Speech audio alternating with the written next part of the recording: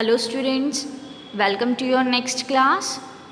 बच्चों, आज हम chapter number 3 synthetic fiber and plastic को आगे प्रोसीड करते हैं।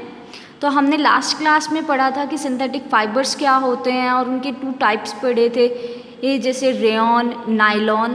अब हम उन्हीं को आगे प्रोसीड करते हैं, पॉलिएस्टर एंड एक्राइलिक। ये भी सिंथेटिक फाइबर्स हैं, ठीक है। तो इन सिंथेटिक फाइबर्स की प्रॉपर्टीज़ देखते हैं, कैसे होते हैं ये सिंथेटिक फाइबर्स, ठीक है। Does not get wrinkle easily. जो पॉलिएस्टर और एक्राइलिक होते हैं इनमें रिंकल्स मतलब सलवटें नहीं पड़ती, ठीक है। तो अगर सलवटें नहीं पड़ेंगी तो इनका एडवांटेज क्या हो गया, आयरन की ज़रूरत नहीं पड़ेगी। और इसी की जगह अगर हम कॉटन का लें तो हमें क्या करना पड़ेगा, उसको आयरन करना पड़ेगा, ठीक है। तो इसकी प्रॉपर्टीज़ हैं, does not get wrinkle easily, wrinkles नहीं होते। Drawn into very fine fibers, हम उनको बहुत ही पतले किसमें, फाइबर्स में कर सकते हैं, ठीक है, बना सकते हैं उसको बहुत ही thin fibres. For example PET, जो कि क्या है, पॉलीइथाइलिन ट्राइथैलेट, ठीक है। तो ये इसका एग्जाम्पल है। और ये किस और चीज़ में काम आता है, making bottle, utensil, films, wire, ठीक है।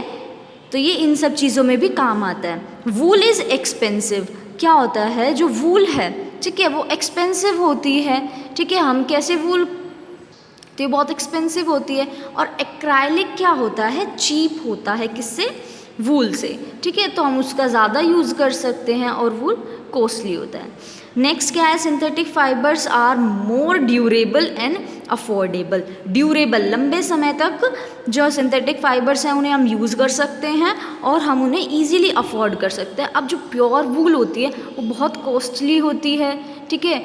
तो उसको अफोर्ड करना, जो पुअर लोग हैं उनको अफोर्ड वो नहीं कर पाते, ठीक है। तो जो एक्राइलिक होता है उसकी जगह पर वो उसे अफोर्ड कर लेते हैं क्योंकि वो चीपर है, ठीक है।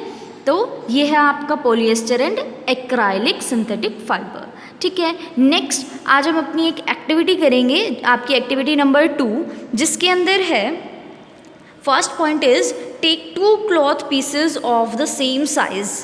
हमें 2 क्लॉथ पीसेस लेने हैं सेम साइज के।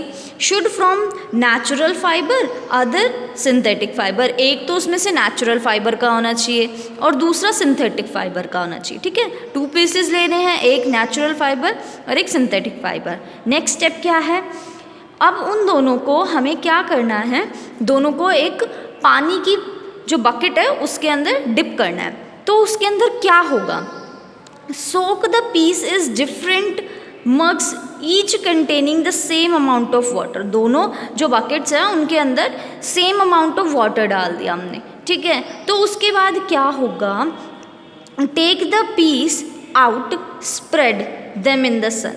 अब ये कह रहे हैं, देखो उन्होंने क्या किया, उन दोनों जो फाइबर्स थे उनको बकेट में डाला, ठीक है। बकेट में डाला तो जैसे ही सेम क्वांटिटी का वाटर था उसमें, तो उस लोगों ने जैसे ही उसको वापस निकाला तो जो लेफ्ट जो पानी उस बकेट में बच गया था, तो जो नेचुरल फाइबर्स वाला था, जो नेचुरल फाइबर वाली बकेट थी जिसके अंदर डिप किया था, उसमें तो पानी बहुत थोड़ा था और जो सिंथेटिक फाइबर था उसमें पानी बहुत ज़्यादा था। तो इससे हमें क्या कंक्लूजन मिला कि जो नेचुरल फाइबर्स होते हैं वो क्या करते हैं, वाटर को बहुत ज़्यादा सोख कर लेते हैं, ठीक है, उसको सोख लेते हैं। और जो सिंथेटिक फाइबर्स हैं वो ऐसा नहीं करते। अब नेचुरल फाइबर्स के जो क्लॉथ है उसमें तो बहुत ज़्यादा वाटर हो गया, वो हैवी हो गए। अब क्या हुआ, उन पीसेस को हमें क्या करना है, इससे वाटर का यूसेज ज़्यादा हो गया ना, वाटर ज़्यादा यूज़ होने लग गया। दूसरा, अब हम उन्हीं पीसेस को क्या करते हैं, सुखा देते हैं, स्प्रेड कर देते हैं आउट इन द सन, ठीक है, बाहर धूप में। तो अब कौन सा फाइबर है जो जल्दी सूख जाएगा, ठीक है, कौन सा फाइबर है जो जल्दी ड्राई हो जाएगा, वो कौन सा होगा, सिंथेटिक फाइबर। क्योंकि नेचुरल फाइबर ने तो कितना ज़्यादा वाटर सोख कर लिया है, तो इस वजह से वो लेट ड्राई होएगा, ठीक है। तो इस एक्टिविटी से क्या करता है, सिंथेटिक, क्या कंक्लूजन है, सिंथेटिक फाइबर सोक लेस वाटर। जो सिंथेटिक फाइबर्स हैं वो लेस वाटर को सोक करते हैं, ठीक है। सो स्टूडेंट नेक्स्ट टॉपिक है करेक्टरिस्टिक्स ऑफ सिंथेटिक फाइबर। आप देखो क्या क्या करेक्टरिस्टिक्स हैं सिंथेटिक फाइबर के लिए, ठीक है, वो कैसे तो हमारे लिए अच्छा भी है और किस तरह से उसके एडवांटेज और डिसएडवांटेज है, ठीक है। तो आप देखो फर्स्ट पॉइंट है synthetic fibre melt on heating. ये इसका मेन पॉइंट समझना क्या है, synthetic fibre melt on heating. जो सिंथेटिक फाइबर है वो अगर आग के पास अगर उसको थोड़ी सी भी हीट मिल जाती है तो वो मेल्ट होने लग जाता है। देखो आप लोगों ने सुना होगा कि जब दिवाली के टाइम पर सभी कहते हैं हमें सिंथेटिक फाइबर्स के जो कपड़े होते हैं वो पहनकर हमें क्रैकर्स बर्न नहीं करनी चाहिए। क्यों? क्योंकि वो क्या हो जाते हैं, जैसे ही उन पे फायर लगी और वो मेल्ट जाते हैं और हमारी स्किन के साथ क्या हो जाते हैं, चिपक जाते हैं और उसी तरह से हमें ज़्यादा बर्न हो जाता है, ठीक है। तो ये इनका डिसएडवांटेज है कि synthetic fibres melt on heating, ठीक है, बहुत उस तरह से मेल्ट हो जाते हैं वो। नेक्स्ट ये इसका एडवांटेज है, देखो ड्राई अप क्विकली, बहुत जल्दी ड्राई हो जाते हैं, ठीक है, सूख जाते हैं, अदरवाइज जो नेचुरल फाइबर्स हैं वो नहीं होते। नेक्स्ट है ड्यूरेबल, ज़्यादा समय तक चलते हैं, ठीक है, फटते नहीं हैं कोई और उनका डैमेज नहीं होता। नेक्स्ट है लेस एक्सपेंसिव, सस्ते होते हैं, चीप होते हैं। नेक्स्ट रेडिली अवेलेबल, आराम से अवेलेबल हो जाते हैं, अदरवाइज हम प्योर कॉटन प्योर वूल अगर ढूंढने जाएं तो हमें बहुत कॉस्टली पड़ेगी और मिलेगी भी नहीं, ठीक है। ईजी टू मेंटेन, उनको मेंटेन करना ईजी होता है, ठीक है। तो ये है करेक्टरिस्टिक्स ऑफ सिंथेटिक फाइबर। तो हमने सिंथेटिक फाइबर्स की प्रॉपर्टीज़ तो पढ़ ली।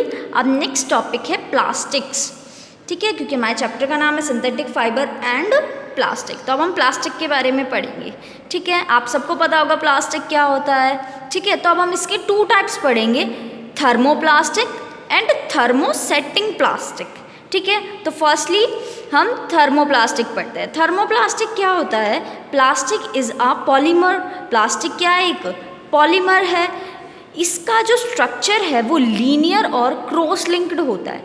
लीनियर तो क्या हो गया इस तरह से, क्रॉस लिंक्ड क्या हो गया, जैसे ये हमारे मॉलिक्यूल्स हैं इनका इस तरह से लिंकेज होना, ठीक है, और इनका आगे तक प्रोसीड होना, इसको क्या कहते हैं, क्रॉस लिंक्ड पॉलीमर, ठीक है। डिफॉर्म इजीली ऑन हीटिंग, ये क्या होता है, इजीली मेल्ट हो जाते हैं, ठीक है। ये इसका मेन पॉइंट है, आपको अच्छे से याद रहना चाहिए। जो थर्मोप्लास्टिक होते हैं वो इजीली मेल्ट हो जाते हैं, ठीक है, तो हमें उसमें कोई दिक्कत नहीं होती उनको मेल्ट करने में, जैसे polythene and PVC, polyvinyl chloride, ठीक है। अभी देखो जो थर्मोप्लास्टिक्स हैं ये किस किस चीज़ में यूज़ होते हैं, मैन्युफैक्चरिंग ऑफ टॉय, कॉम्ब, या जो भी ऐसे प्लास्टिक, मग्स, टूथब्रश, ये सारे कैसे होते हैं, ऐसे प्लास्टिक जो मेल्ट हो जाते हैं, वो प्लास्टिक कौन से होते हैं, थर्मोप्लास्टिक होते हैं, ठीक है। नेक्स्ट है थर्मोसेटिंग प्लास्टिक। थर्मोसेटिंग प्लास्टिक क्या होते हैं, plastic which when mould can not be soften by heating, और उसको हीट से सॉफ्ट करना इजी नहीं होता, वो सारे कौन से होते हैं, थर्मोसेटिंग प्लास्टिक। उनको बहुत ज़्यादा हीट पे, बहुत ज़्यादा टेम्परेचर पर ले जाओ तब जाके वो हीट होते हैं, अदरवाइज नहीं होते। तो इसके एग्जांपल्स क्या हैं, Bakelite and melamine, floor tiles and kitchen wares. आप लोगों ने देखा होगा कि आपके जो घर हैं, हाउसेस में जो स्विचेस लगे होते हैं वो बेकेलाइट के होते हैं, वो इजीली मेल्ट नहीं होते। अगर उसमें से इलेक्ट्रिसिटी का कोई शॉर्ट सर्किट हो जाता है तो वो इतने इजीली मेल्ट नहीं होते। या फिर मेलामाइन या किचन वेयर्स, किचन में आपने फ्राई पैन का हैंडल देखा होगा, तो वो सारे क्या होते हैं, थर्मोसेटिंग प्लास्टिक्स होते हैं जो इजीली मेल्ट नहीं होते, ठीक है। नेक्स्ट है करेक्टरिस्टिक्स ऑफ प्लास्टिक्स। तो प्लास्टिक्स के करेक्टरिस्टिक्स देखो, प्लास्टिक्स इज़ नॉन रिएक्टिव, अगर हम उसको एयर में रख दें तो उस पर कोई असर नहीं पड़ेगा, वो ऑक्सीजन कार्बन डाइऑक्साइड के साथ रिएक्ट नहीं करता, ठीक है। अब ये क्या है, next plastic is light, stronger and durable. ये भी आपको पता है जो प्लास्टिक्स होते हैं वो लाइट होते हैं। अगर इसी की जगह अब हम स्टील का एक कैन उठा लें और उसी की जगह हम प्लास्टिक का एक कैन उठा लें तो कौन सा हैवी होगा, स्टील वाला। प्लास्टिक वाला क्या होगा, लाइटर होगा। स्ट्रॉन्ग होते हैं, है ना, अगर हम उनको गिर भी दें, गिर जाते हैं तो वो इतनी जल्दी ब्रेक डाउन नहीं होता। अगर उसी की जगह हम ग्लास का लें तो वो ब्रेक हो जाता है। ड्यूरेबल लंबे समय तक चलता है, ठीक है। Do not react with water, वो वाटर के साथ भी रिएक्ट नहीं करता। आप लोगों ने देखा होगा हम बकेट्स, मग्स ये सब यूज़ करते हैं, वो कोई वाटर के साथ रिएक्ट थोड़ी करते, कोई रिएक्शन थोड़ी होता है उसमें, ठीक है। तो ये इसके हैं करेक्टरिस्टिक्स।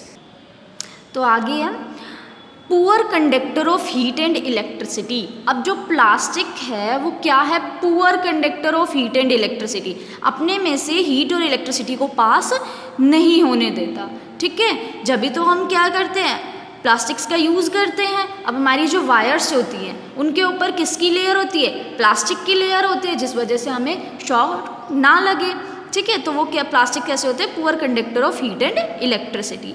जैसे electrical wires have plastic covering, उसी तरह से जो इलेक्ट्रिकल वायर्स हैं उनके ऊपर प्लास्टिक की कवरिंग होती है, ठीक है। अब ये देखो Teflon, what is Teflon? Teflon is a plastic on which oil and water do not stick.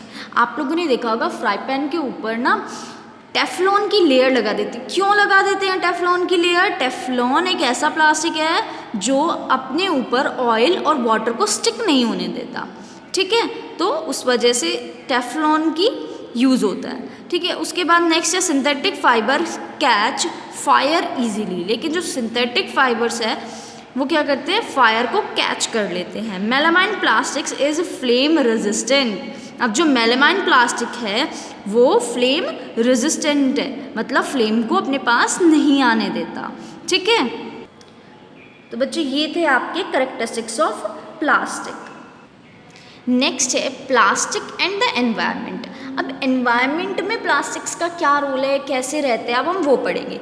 उनमें भी हम दो तरह से पढ़ेंगे, एक है biodegradable and non biodegradable. I think आप सबको पता होगा बायोडिग्रेडेबल कौन से होते हैं, नॉन बायोडिग्रेडेबल कौन से होते हैं। Let's start. गेट डिकम्पोज, तो फर्स्टली हम बायोडिग्रेडेबल पढ़ रहे हैं। Get decompose through natural process, ऐसे प्लास्टिक्स या ऐसी चीज़ें, ठीक है, जो अपने आप ही नेचुरल प्रोसेस से क्या हो जाए, डिकम्पोज हो जाएं। जो हमारे एयर के अंदर माइक्रो ऑर्गेनिज्म है उनका अटैक हो उसके ऊपर और वो अपने आप ही डिकम्पोज हो जाएं, ऐसे मटेरियल्स। तो वो सारे कौन से होते हैं, बायोडिग्रेडेबल। कैसे होते हैं, बायोडिग्रेडेबल। फॉर एग्जाम्पल पेपर, ठीक है, हम पेपर का यूज़ करते हैं तो वो सारे क्या है, बायोडिग्रेडेबल हैं, ईजिली क्या हो जाते हैं, डिकम्पोज हो जाते हैं। नेक्स्ट जो मटेरियल्स हैं वो हैं नॉन बायोडिग्रेडेबल। और प्लास्टिक्स हमारे कैसे होते हैं, नॉन बायोडिग्रेडेबल होते हैं, बायोडिग्रेडेबल नहीं होते। तो अब ये देखो non biodegradable, they can't decompose through natural process, ये नेचुरल प्रोसेस से डिकम्पोज नहीं होते। For example plastic take several years to decompose, उसे बहुत साल लग जाते हैं डिकम्पोज होने में, बिल्कुल बहुत इजीली डिकम्पोज नहीं होता।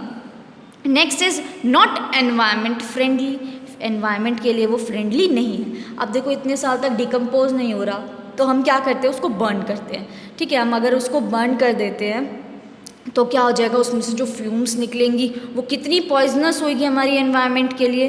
तो इस वजह से वो एनवायरनमेंट फ्रेंडली भी नहीं है। कॉज एनवायरनमेंट पोल्यूशन, ठीक है। अब जो प्लास्टिक बैग्स हैं ये सारे क्या करते हैं, एनवायरनमेंट पॉल्यूशन करते हैं, ठीक है। नेक्स्ट है release lots of poisonous fumes in atmosphere. मैंने अभी आपको बताया अगर उनको बर्न करें तो बहुत सारी ऐसी पॉइजनस फ्यूम्स उसमें से रिलीज़ होती हैं जो हमारे एटमॉस्फेयर को बहुत हार्म करती हैं, ठीक है। तो ये हैं आपके biodegradable and non biodegradable. Biodegradable जो आराम से डिकम्पोज हो जाते हैं और नॉन बायोडिग्रेडेबल जो डिकम्पोज नहीं होते और हमारे एनवायरनमेंट के लिए फ्रेंडली भी नहीं होते, ठीक है। नेक्स्ट है मेजर्स, मतलब हम कैसे उनका जो नॉन बायोडिग्रेडेबल थिंग्स हैं उनको कैसे रोक सकते हैं, ठीक है, कैसे उनका यूज़ कम कर सकते हैं। तो first use bag made of cotton and jute. हमें प्लास्टिक बैग्स का यूज़ नहीं करना है, किसका यूज़ करना है, कॉटन एंड जूट बैग्स का। इससे हम अपने एनवायरनमेंट को क्या करेंगे, हेल्दी रखेंगे, ठीक है। नेक्स्ट है biodegradable and non biodegradable waste should be collected separately. आप लोग अपने जो हाउसेस हैं उनके जो गार्बेज है उनको क्या करें, बायोडिग्रेडेबल और नॉन बायोडिग्रेडेबल सेपरेटली उनको रखना चाहिए, ठीक है। नेक्स्ट रिसाइकल प्लास्टिक वेस्ट, हमें जो प्लास्टिक के वेट्स हैं उनको क्या करना चाहिए, रिसाइकल करना चाहिए, ठीक है। जैसे अब आप लोगों के घर पर और जो मम्मीज़ होती हैं वो क्या करती हैं, मदर्स रिसाइकिल के लिए उन प्लास्टिक्स को दे देती हैं जो वेस्ट होते हैं। उसके बाद है 5R प्रिंसिपल। 5R प्रिंसिपल क्या है, reduce, reuse, recycle, recover and refuse. ये है आपका 5R प्रिंसिपल। ये 5R प्रिंसिपल है। रिड्यूस, हमें उनका यूज़ कम करना चाहिए। रीयूज़, हमें उन्हें दोबारा यूज़ करना चाहिए, ये नहीं एक बार हमने उसको यूज़ किया और उसको फेंक दिया, ठीक है। नेक्स्ट है रिसाइकिल, उसको रिसाइकिल के लिए डालना चाहिए। रिकवरी करना चाहिए और रिफ्यूज़, हमें बहुत ही उसका कम यूज़ करना चाहिए, ठीक है। तो इसलिए हमें अपने एनवायरनमेंट को हेल्दी रखने के लिए, फ्रेंडली रखने के लिए ये 5R प्रिंसिपल का फॉलो करना चाहिए। नेक्स्ट है do not throw plastic bags in the water bodies. अब हमें जो प्लास्टिक बैग्स हैं उनको वाटर बॉडीज़ में नहीं डालना चाहिए, उसकी वजह से वाटर पोल्यूशन होता है। जो एक्वेटिक एनिमल्स हैं वो क्या करते हैं, उन प्लास्टिक्स को क्या कर लेते हैं, ईट कर लेते हैं, उसकी वजह से बहुत ज़्यादा डैमेज होता है, ठीक है, उनका सिस्टम। उसके बाद नेक्स्ट है minimize the use of plastic material, हमें कम से कम प्लास्टिक मटेरियल्स का यूज़ करना चाहिए, ठीक है। आई होप आपको ये चैप्टर समझ में आया होगा। प्लास्टिक्स, इनके measures, biodegradable, non biodegradable. Okay, thank you.